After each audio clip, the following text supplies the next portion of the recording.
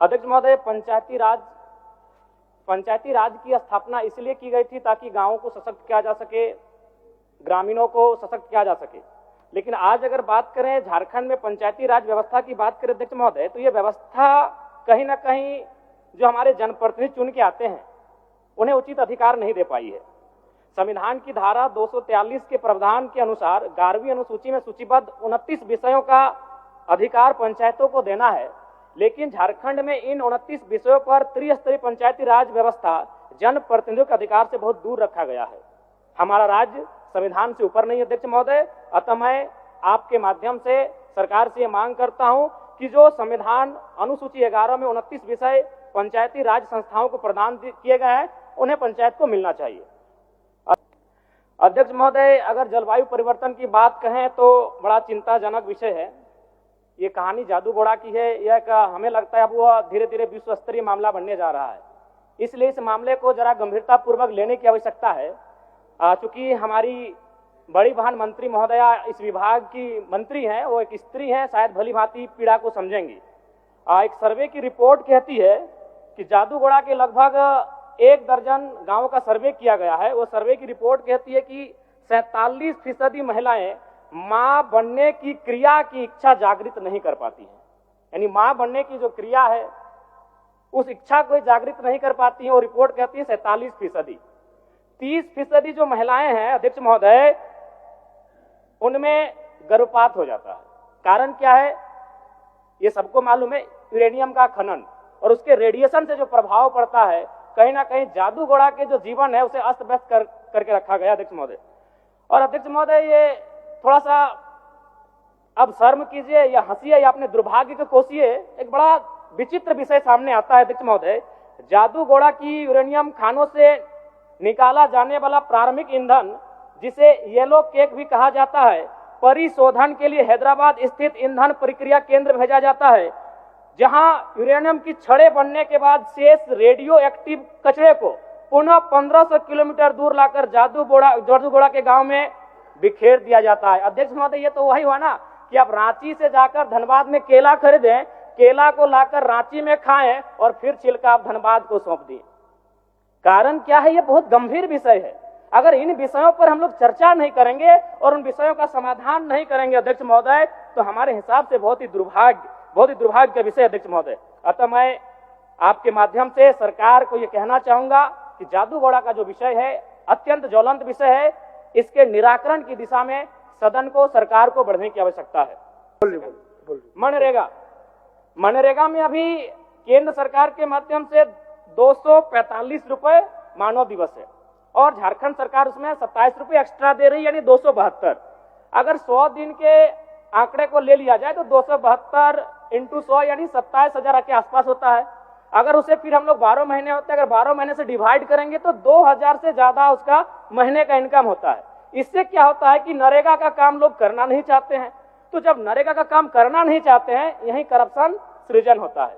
क्या करते हैं? वह जेसीबी के माध्यम से काम कराते हैं, फर्जी तरीके से लेबर का रजिस्ट्रेशन करते हैं और यहीं से एक लूप होल मिल जाता है जिनको करप्शन करना होता है। इसलिए मैं ये मांग करूंगा कि जो मनरेगा का विषय है और मजदूरों का जो न्यूनतम दर है उसे कम से कम एक अकुशल मजदूर का आज के डेट में लगभग 400 से ज्यादा उनका दर है अध्यक्ष महोदय। तो अगर उस दिशा में अगर मनरेगा की योजना को लेकर हम आगे बढ़ेंगे तो शायद मजदूरों के साथ एक न्याय हो पाएगा। धन्यवाद अध्यक्ष महोदय। धन्यवाद अध्यक्ष महोदय। सरकार ने ग्रामीण विकास के लिए 9,841 करोड़, ग्रामीण कार्य के लिए 4,776 करोड़, पंचायती राज के लिए 2,144 करोड़ और वन पर्यावरण विभाग के लिए 1,381 करोड़ की मांग रखी है। सरकार ने कल्याण और शिक्षा के बाद 11% राशि को ग्रामीण विकास, ग्रामीण कार्य और पंचायती राज्य के लिए प्रावधान किया है। इस राशि को सरकार अगर खर्च कर पाए तो बहुत बड़ी उपलब्धि होगी अध्यक्ष महोदय। लेकिन विगत वर्ष 13,657 करोड़ की राशि ली गई थी, परंतु खर्च मात्र लगभग 10,176 करोड़ की राशि को खर्च कर पाए थे। यानी कि 3,481 करोड़ की राशि का खर्च नहीं हो पाना दुर्भाग्य अध्यक्ष महोदय। जबकि ये ग्रामीण व्यवस्था की बात है, पंचायती राज की व्यवस्था है। ग्रामीण यानी गांव, और गांव तभी सशक्त होंगे जब उनका जो हिस्से की राशि है वह 100% खर्च हो पाए। बीते वर्ष देश की प्रति व्यक्ति आय 2,28,000 रुपए थी अध्यक्ष महोदय। गोवा में सर्वाधिक 4,61,000 रुपए, वहीं हमारे झारखंड में मात्र 68,612 रुपए थी, जो कि चिंताजनक है। अध्यक्ष महोदय, भारत की आत्मा गांव बस्ती है। ग्रामीण विकास को मापने के लिए प्रति व्यक्ति आय एक अच्छा पैमाना है। जब झारखंड राज्य को अलग किया गया था उस समय हम लोग प्रति व्यक्ति आय में 26वें स्थान पर थे, और बड़ी दुर्भाग्य का बात है आज भी हम लोग 26वें स्थान पर बरकरार है अध्यक्ष महोदय। अबुआ आवास योजना के तहत 6,01,135 निर्माण को स्वीकृति दी गई है। इसके लिए सराहनीय पहल है, लेकिन मैं बताना चाहूंगा अब तक 19,685 कार्य ही पूर्ण दिखाए गए हैं। अगर इसी गति से अगर काम होगा अध्यक्ष महोदय तो हमें लगता है 25 साल का समय लगेगा, जो कि एक चिंताजनक विषय है। अध्यक्ष महोदय, पंचायती राज की स्थापना इसलिए की गई थी ताकि गांवों को सशक्त किया जा सके, ग्रामीणों को सशक्त किया जा सके। लेकिन आज अगर बात करें झारखंड में पंचायती राज व्यवस्था की बात करें अध्यक्ष महोदय, तो ये व्यवस्था कहीं ना कहीं जो हमारे जनप्रतिनिधि चुन के आते हैं उन्हें उचित अधिकार नहीं दे पाई है। संविधान की धारा 243 के प्रावधान के अनुसार 11वीं अनुसूची में सूचीबद्ध 29 विषयों का अधिकार पंचायतों को देना है, लेकिन झारखंड में इन 29 विषयों पर त्रिस्तरीय पंचायती राज व्यवस्था जनप्रतिनिधियों के अधिकार से बहुत दूर रखा गया है। हमारा राज्य संविधान से ऊपर नहीं है अध्यक्ष महोदय। अतः मैं आपके माध्यम से सरकार से मांग करता हूं कि जो संविधान अनुसूची 11 में 29 विषय पंचायती राज संस्थाओं को प्रदान किए गए हैं उन्हें पंचायत को मिलना चाहिए। अध्यक्ष महोदय, वन, क्योंकि झारखंड यानी वन एक महत्वपूर्ण अंग है हमारा, और आज अगर बात करें तो 29.81% वन भूमि है, जिसमें शायद अभी हाल में 2% का इजाफा हुआ है। लेकिन अगर घने वन की बात करें, घना जंगल, उसकी प्रतिशत मात्र 3.5 है, जो कि चिंताजनक है अध्यक्ष महोदय। अध्यक्ष महोदय, WHO का रिपोर्ट है कि झारखंड में प्रदूषण को लेकर अलर्ट जारी किया गया है, और अगर प्रदूषण की बात करें तो धनबाद जिला सबसे आगे है। मैं मंत्री महोदया विदुषी मंत्री हैं, मैं इनसे आग्रह करूंगा कि धनबाद, जो कि आपको अर्थव्यवस्था के झारखंड राज्य के दृष्टिकोण से बहुत ही महत्वपूर्ण जिला है, और वह जिला आज कहीं ना कहीं बहुत ही दुखद अवस्था में, इस विषय पर ध्यान दिया जाए अध्यक्ष महोदय। अध्यक्ष महोदय, अगर जलवायु परिवर्तन की बात कहें तो बड़ा चिंताजनक विषय है। ये कहानी जादू घोड़ा की है, यह हमें लगता है अब वह धीरे धीरे विश्व स्तरीय मामला बनने जा रहा है। इसलिए इस मामले को जरा गंभीरता पूर्वक लेने की आवश्यकता है। चूंकि हमारी बड़ी बहन मंत्री महोदया इस विभाग की मंत्री हैं, वो एक स्त्री हैं, शायद भली भांति पीड़ा को समझेंगी। एक सर्वे की रिपोर्ट कहती है कि जादू घोड़ा के लगभग 1 दर्जन गांवों का सर्वे किया गया है। वो सर्वे की रिपोर्ट कहती है कि 47% महिलाएं मां बनने की क्रिया की इच्छा जागृत नहीं कर पाती हैं। यानी मां बनने की जो क्रिया है उस इच्छा को जागृत नहीं कर पाती है। वो रिपोर्ट कहती है 47%। 30% जो महिलाएं हैं अध्यक्ष महोदय, उनमें गर्भपात हो जाता है।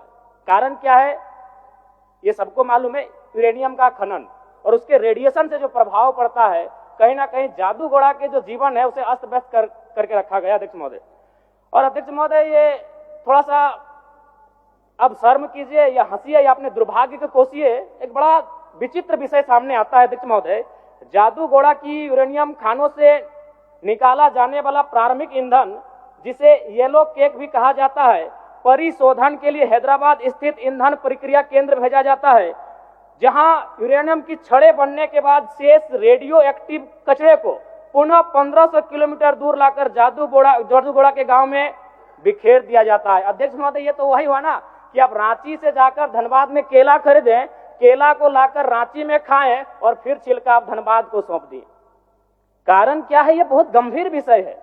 अगर इन विषयों पर हम लोग चर्चा नहीं करेंगे और उन विषयों का समाधान नहीं करेंगे अध्यक्ष महोदय, तो हमारे हिसाब से बहुत ही दुर्भाग्य का विषय अध्यक्ष महोदय। अतः मैं आपके माध्यम से सरकार को यह कहना चाहूंगा कि जादू घोड़ा का जो विषय है अत्यंत ज्वलंत विषय है, इसके निराकरण की दिशा में सदन को, सरकार को बढ़ने की आवश्यकता है। मनरेगा, क्योंकि एक माननीय सदस्य, एक और मौका मिलेगा, और मौका 30 सेकंड मनरेगा बोल दे, 30 सेकंड दे दीजिए ना।